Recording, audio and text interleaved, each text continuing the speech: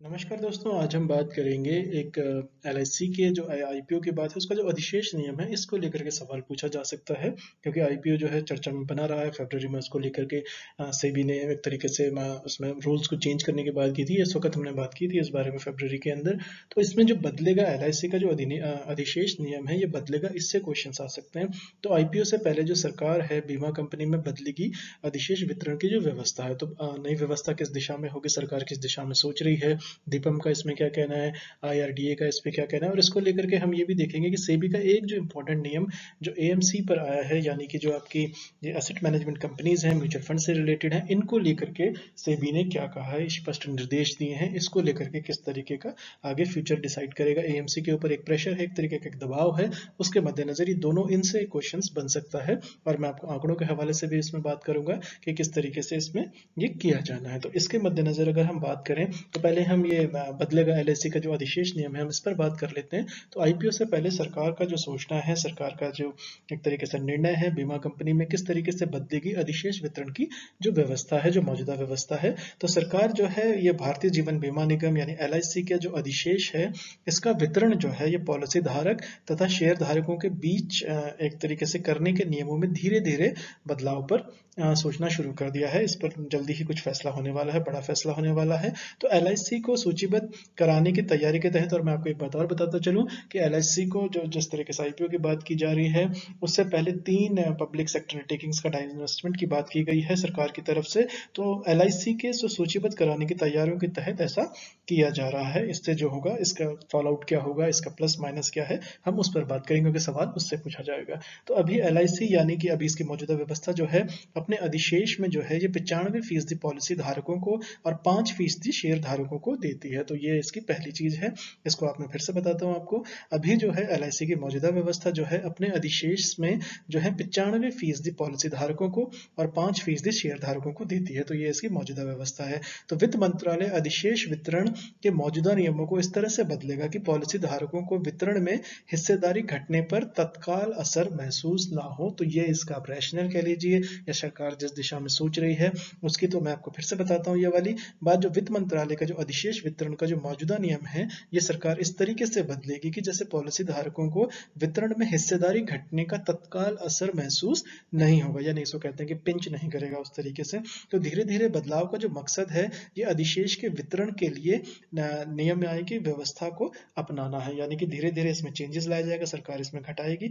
उसको लेकर के तो रैशनल उसमें किससे पूछा जा सकता है, किस वजह से किया जा रहा है। तो भारतीय बीमा नियामक और विकास प्राधिकरण, जिसको कहते हैं आपका आईआरडीएआई, जिसको यानी कि हम इंग्लिश में कहेंगे insurance regulatory and development authority of India. तो ये बहुत है, आईआरडीएआई जो है भारतीय बीमा नियामकन एवं विकास प्राधिकरण के, इसके मौजूदा नियम के तहत जो है बीमा कंपनी को जो इसका रूल कहता है वो ये कहता है कि बीमा कंपनी को पॉलिसी धारक एवं जो शेयर धारक हैं इनके बीच में 90:10 के अनुपात में अधिशेष वितरण करना होता है। यानी कि इसमें जो है 90:10 की बात होती है। तो एलआईसी अधिनियम की धारा जो है 28, ये बहुत इंपॉर्टेंट है, क्वेश्चन इससे पूछा जा सकता है कि कौन सी धारा के तहत ये है। तो उसको आपको ऑप्शंस में दे देंगे, एमसीक्यू के लिए इंपॉर्टेंट है। तो एलआईसी अधिनियम की धारा 28 के अनुसार पॉलिसी धारकों के लिए 90% या केंद्र सरकार के निर्णय के अनुसार उससे भी अधिक अधिशेष जो है वो आरक्षित होता है, यानी कि वो रिजर्व्ड होता है। तो अभी एलआईसी जो है 95:5 के अनुपात में अधिशेष बांटती है, लेकिन एलआईसी अधिनियम का ये प्रावधान है कि इसमें भविष्य में अधिशेष वितरण को घटाकर जो है 90:10 किया जा सकता है। तो इसको जो है स्ट्रीमलाइन कर लिया जाएगा आईआरडीए के हिसाब से। तो बहरहाल जो है 95:5 को 90:10 की तरफ इसमें की जा रही है बात। तो इसका फॉलो आउट क्या है, तो एलआईसी के जो पॉलिसी धारक हैं और नए शेष धारकों के हितों में संतुलन बनाया जाएगा, ऐसा सरकार का स्पष्ट कहना है या आश्वासन देने की तहत ये बात कही गई है। तो ये कहावत जो है ये मौजूदा पॉलिसी धारक और इसमें नए जो शेयर धारक होंगे उनके हितों को ध्यान में रख के की जाएगी। तो ये गवर्नमेंट की तरफ से स्पष्टीकरण है, या आप इसे एश्योरेंस कह सकते हैं या पॉलिसी का एक डिफेंस कह सकते हैं। तो एलआईसी के सूचीबद्ध होने के बाद जो है इसमें साथ में नए शेयर धारक जुड़ेंगे। तो उसमें क्या होगा, उसके जब एलआईसी का आईपीओ वगैरह आ जाएगा सब उसमें नए शेयर धारक जुड़ेंगे। एलआईसी का मार्केट कैप जिस तरीके 32 लाख करोड़ का है, यानी 32 ट्रिलियन रुपीस का है। तो इसके बाद सरकार ये भी जानती है कि उसे एलआईसी के शेयर धारकों के लिए संपत्ति खोलनी होगी। तो ये इसका जब इसका सूचीबद्ध होगा, ये उसके बाद जब जब आईपीओ के बाद जब नए शेयर धारक जुड़ेंगे, इससे जब शेयर होल्डर्स जुड़ेंगे तो इसको शेयर धारकों के लिए संपत्ति खोलनी होगी, मगर पॉलिसी धारकों के हितों की भी हिफाजत करनी होगी, क्योंकि ये जो क्वेश्चन है इससे ये पॉलिटिकल टर्मोइल की तरफ चला जाएगा, इसका विरोध होगा। तो इस आधार को डाइल्यूट करने के लिए सरकार एक तरीके से इसको डिफेंस दे रही है, या सरकार जो है आश्वासन दे रही है, या एक तरीके का एश्योरेंस दे रही है। तो इसमें एलआई के अधिशेष वितरण की जो व्यवस्था के बदलाव पर जो है वित्त मंत्रालय, अब हम दीपम की बात करेंगे यहाँ पर, वित्त मंत्रालय के निवेश एवं लोक संपत्ति प्रबंधन विभाग, यानी कि इसको इंग्लिश में दीपम कहते हैं, DIPAM, इसका मतलब हुआ department of investment and public asset management. ये बहुत इंपॉर्टेंट है, दीपम हमेशा चर्चाओं में बना रहता है। तो department of investment and public asset management, तो इसके जो वित्त मंत्रालय में जो ये दीपम है, इसके तथा वित्तीय सेवाओं का जो विभाग है, इसके साथ ही जो है LIC को सूचीबद्ध करने में सहायता करने वाले नियुक्त मध्यस्थों के बीच में बातचीत जो है ऑन प्रोसेस है, ऑलमोस्ट ऑन क्लोज की तरफ बढ़ रही है। तो LIC के जो अधिशेष वितरण है ये बहुत क्रिटिकल इशू है, इससे पक्का इंटरव्यू में क्वेश्चन पूछा जा सकता है, इसको आपको एक्सप्लेन करना आ सकता है, और ये एज अ पॉलिसी के ऊपर क्रिटिक के तौर पर भी आपको ये लिखना आना चाहिए, क्योंकि इससे पक्का क्वेश्चन बनेगा और ये बहुत इंपॉर्टेंट है, इसमें काफी ज्यादा सेंसिटिव मैटर भी है। तो LIC के जो अधिशेष वितरण में बदलाव के तरीके पर जो बीमा नियामक है यानी IRDA की भी सलाह ली गई है। तो नियामक के साथ जो है इसको कहते हैं कि आपका पार्टिसिपेटिंग और नॉन पार्टिसिपेटिंग फंडों के संचालन को अलग करने के बारे में भी जो है सरकार एक पॉलिसी लेके आ सकती है, या इस पर से स्पष्टीकरण लेके आ सकती है कि जो इसमें आपका होगा पार्टिसिपेटिंग और नॉन पार्टिसिपेटिंग फंड्स के बीच में। तो LIC के अधिनियम में वित्त अधिनियम के तहत किए गए जो संशोधन में ये भी शामिल किया गया है। तो बीमा कंपनी का अगर हम इसको कहेंगे पार्टिसिपेटिंग फंड के मुनाफे और पार्टिसिपेटिंग पॉलिसी धारकों के साथ साझा किया जा सकता है, तो ये एक तरीके का लाइकली इसकी पॉसिबिलिटी है। जबकि नॉन पार्टिसिपेटिंग जो पॉलिसी होगी, आपको ये बिल्कुल पता होना चाहिए पार्टिसिपेटिंग और नॉन पार्टिसिपेटिंग का फर्क क्या है। तो जबकि नॉन पार्टिसिपेटिंग पॉलिसी का जो मुनाफा है और जो उसका लाभांश है वो पॉलिसी धारकों के साथ साझा नहीं किया जा सकता। तो आपको जो MCQ जब बनेगा इसका, खास करके UPSC बैंकिंग एग्जाम्स के लिए, तो आपको ये बिल्कुल पूछा जाएगा, उसमें ये पूछा जाएगा कि इसमें नॉन पार्टिसिपेटिंग पॉलिसीज का मुनाफा साझा किया जाता है या नहीं। तो मैं आपको फिर से बताता हूँ, तो बीमा कंपनी के जो पार्टिसिपेटिंग फंड के मुनाफे को पार्टिसिपेटिंग पॉलिसी धारकों के साथ साझा किया जाता है, जो पार्टिसिपेटिंग फंड है पार्टिसिपेटिंग पॉलिसी धारकों के साथ। लेकिन जो नॉन पार्टिसिपेटिंग पॉलिसीज हैं, इनका जो मुनाफा है और जो इनका लाभांश है वो पॉलिसी धारकों के साथ साझा नहीं किया जाता। तो इससे रिलेटेड जो क्वेश्चंस आपसे बिल्कुल पूछा जा सकता है। इसके बाद जो बात निकल करके आती है वो ये आती है कि लेकिन इस बारे में अभी कोई अंतिम निर्णय फिलहाल नहीं हुआ है, लेकिन इस पर डिबेट होगी, उसके बाद सरकार इसको भी एक तरीके से इस पर क्लियर कट पॉलिसी लेके आएगी। तो सरकार नियम को सबसे बड़ा आरंभिक जो सार्वजनिक निगम लाने की योजना बना रही है, इसके लिए जो है LIC को सूचीबद्ध करने की तैयारी है। फरवरी में आपको याद होगा कि फरवरी में किस तरीके से सेबी जो है अपनी पॉलिसीज को चेंज कर रहा है IPO के लेके, खास करके LIC को लिए सुगम बनाने के लिए, क्योंकि इसका जो मार्केट कैप है बहुत बड़ा है और उसके जो रूल्स हमने पहले भी बात की हुई है इस पे। अब इसमें जब LIC का होगा तो उस वक्त हम फिर उसको दोहराएंगे, उसमें फिर हम आपको फरवरी वाली बात करेंगे, उसके बाद जो नया उसमें जो चेंज आएगा हम उस पर भी लेंगे। तो सरकार ने जो LIC के जो विकास और संभावनाओं के बारे में निवेशकों को यह भी बताया है कि सरकार ने LIC के चेयरमैन पद को समाप्त कर मुख्य कार्यकारी नियुक्त करने का भी निर्णय किया है, यानी कि अब इसका चेयरमैन नहीं है और इसमें मुख्य कार्यकारी नियुक्त करने का भी निर्णय कर लिया गया है। तो ये सब जो चीजें हैं ये LIC से संबंधित हैं। आप IPO के इसमें जाएंगे लेकिन क्वेश्चन आपसे अधिशेष पे पूछ लिया जाएगा, इसका क्रिटिक करने को कहा जाएगा, तो आपको असुविधा ना हो। तो ये आपको बारीक चीज है लेकिन आपको पता होनी चाहिए। इसके साथ हम दूसरी जो इंपॉर्टेंट बात है वो हम सेबी को लेके करना चाहते हैं। यहाँ पर आपको प्लीज स्लाइड पे देख लेते हैं। तो सेबी को लेकर के जो इसमें बात की जा रही है वो ये है कि सेबी का जो नया नियम है इससे AMC यानी कि एसेट मैनेजमेंट कंपनी पर एक दबाव की स्थिति देखी जा रही है, एक दबाव उन पर बनेगा। तो म्यूचुअल फंड को करना होगा और ज्यादा निवेश, यह सरकार की तरफ से स्पष्ट, एक तरीके से सेबी की तरफ से स्पष्ट ये है, और खासतौर से जोखिम स्तर को ये घटाने की उसमें दिशा में देखा जा रहा है कदम। तो मैं आपको इसके डिटेल्स बताता चलूँ, उसके बाद हम आंकड़ों पर बात करेंगे। तो करीब जो है 33 लाख करोड़ रुपए के जो देशी म्यूचुअल फंड उद्योग, यानी मैं फिर से बताता हूँ, देशी म्यूचुअल फंड जो हमारा उद्योग है ये करीब करीब आपका 33 लाख करोड़ रुपए का है।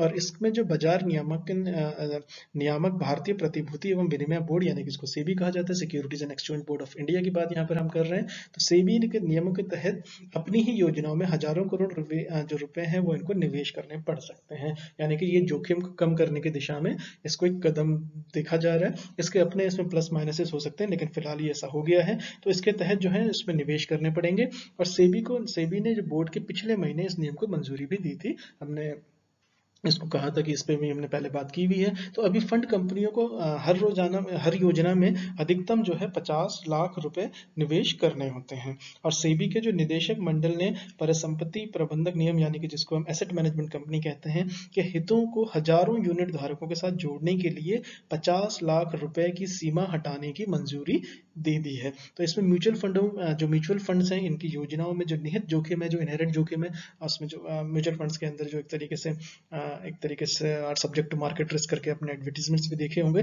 तो निहित जोखिम है, इसके मुताबिक निवेश करना होगा। तो जोखिम की स्थिति जो है रिस्क ओ मीटर के मौजूदा प्रारूप के अनुसार होगी, यानी कि रिस्क ओ मीटर आपसे ये इंपॉर्टेंट टर्म है, इसको आपको पता होना चाहिए। तो सेबी के अनुसार जो है एएमसी को कम जोखिम वाली योजनाओं में 0.03, मैं आपको फिर से आंकड़ा बताता हूँ, 0.03% और बहुत अधिक जोखिम वाली योजनाओं में और आमतौर पर इक्विटी योजनाएं होती हैं, इसमें जो है 0.013% निवेश करना ही होगा।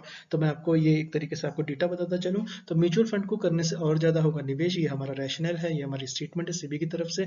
और जोखिम स्तर जो है अगर हम ये देखें, इसमें जो नियम है, निम्न स्तंभ का जो जोखिम है शुरुआत में 0.03%, बाद में 0.03%, योजना में निवेश की जाने वाली जो एक तरीके से एसेट मैनेजमेंट कंपनी का जो प्रतिशत है वो कितना होगा। तो जो लो रिस्क है उसमें शुरुआत में भी 0.03%, बाद में भी 0.03% है।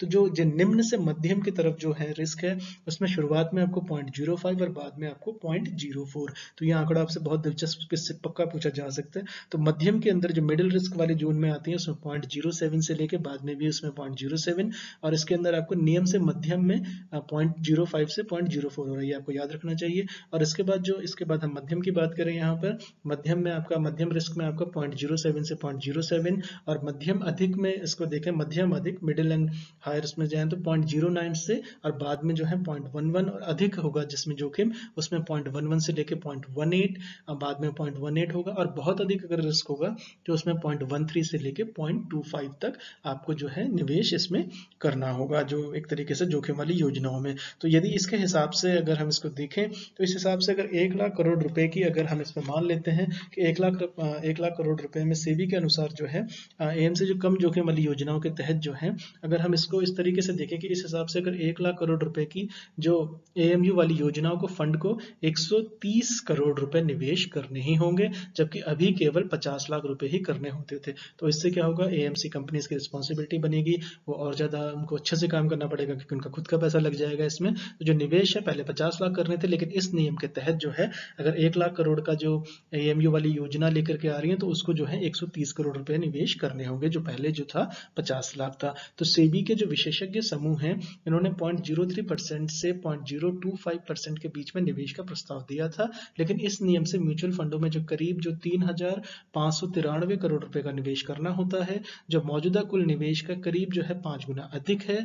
नए नियम को अगर इसको आसान करना है या इसको सुगमता पूर्वक लागू करने के लिए जो नियामक के शुरुआत में कम सीमा रखने का निर्णय कर लिया गया है। तो ये रैशनल है, लेकिन इसमें शायद और ज्यादा सख्ती आ सकती है भविष्य में, वो जब भी आएगी, जिस मौजूदा स्थिति रूप में आएगी, हम उस पर फिर से बात करेंगे। तो सेबी की जो बोर्ड बैठक है उसमें एक तरीके से जिनका कहा गया है कि म्यूचुअल फंड योजनाओं में जो है एएमसी का जो आपका न्यूनतम योगदान एक तरीके से रैशनल होना चाहिए, यानी कि तार्किक, और योजनाओं में निहित जोखिम जो है इनहेरेंट रिस्क जो है उसके अंदर जो निहित जोखिम के अनुसार होना चाहिए। हालांकि एएमसी पर पड़ने वाले वित्तीय असर को ध्यान में रखते हुए 5 गुना निवेश की मात्रा पर पुनर्विचार की जरूरत है, ऐसा भी सेबी का स्पष्ट मानना रहा है, क्योंकि एएमसी की तरफ से इस पर विरोध आएगा तो इन सारे को लेकिन ये हल कर लिया जाएगा। लेकिन फिलहाल ये स्मॉल इन्वेस्टर्स के हितों को ध्यान में रखते हुए किया गया और ये बहुत इंपॉर्टेंट स्टेप भी है।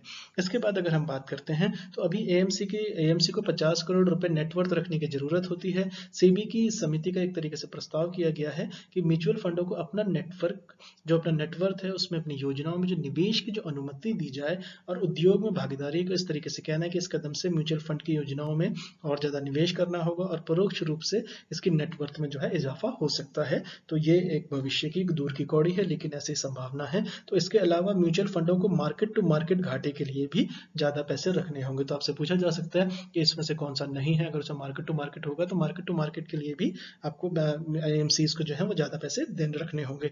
तो म्यूचुअल फंड पर सेबी का एक तरीके से परामर्श समिति ने सुझाव दिया है कि एएमसी जो है ज्यादा अवधि तक मार्केट टू मार्केट नुकसान होने पर नेटवर्थ की भरपाई के लिए एएमसी को कोष लगाने को कहा जाना चाहिए, यानी कि उसके लिए एक फंड बना, एक रिजर्व फंड बना, अगर उसमें नुकसान होता है तो उसके लिए एक तरीके से बैकअप रखे।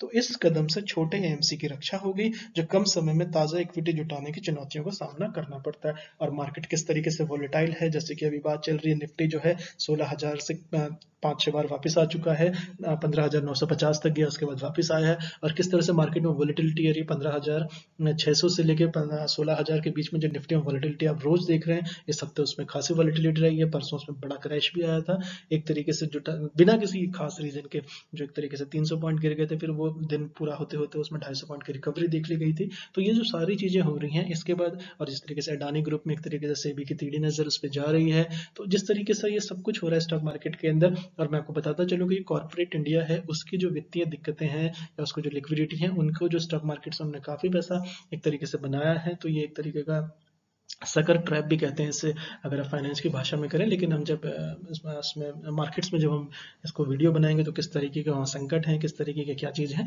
हम उस पर एक हैं। और मैं फिर से आपसे कहूँगा कि आप अपने फाइनेंशियल एडवाइजर से बिल्कुल कंसल्ट करें, क्योंकि इस वक्त जो वॉलेटिलिटी है खास करके इंट्राट्रेड में और फ्यूचर्स में, उसको लेकर के बहुत दिक्कत है। तो सेबी का अपना काम करने का तरीका है, लेकिन फिलहाल ये जो दो बातें हैं ये बहुत इंपॉर्टेंट है, एग्जाम परस्पेक्टिव से भी इंपॉर्टेंट है, आप इनको ख्याल में रखिएगा। चलिए आपसे नेक्स्ट लेक्चर में मिलते हैं। Thank you so much for listening.